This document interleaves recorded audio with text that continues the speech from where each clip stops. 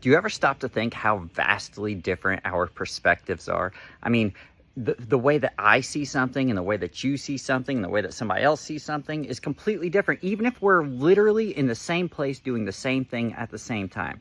For instance, take this tree. This tree, I may look at it and notice how beautiful the leaves are. You may be looking at the branches and the twigs on it. And or somebody else might be noticing that there's little tiny bugs crawling up and down, or the birds or the squirrels that are playing in the tree. You see, when we all look at something like that, we notice different things. And just because I may not notice the same thing that you may notice, and you may not notice the things that I notice, doesn't mean that any of those things are less important or more important, but it means that there's different aspects to things that we just didn't take time to see.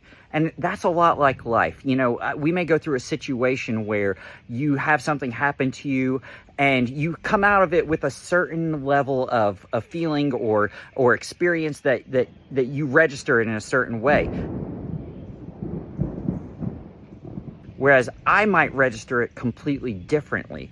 And it just because I don't see things the way that you see things doesn't mean that you're wrong or I'm right. It just means that we see things different, and we should celebrate those differences because it gives us a better understanding of who others are, and also helps us to see the world in a way that we didn't necessarily see it to begin with. It opens up our eyes to new things. This is the All Okay movement, where we want you to be all okay mentally, physically, emotionally, and spiritually. And we'd love it if you'd head over to allok.rocks and join the movement. And remember, together we'll be all okay.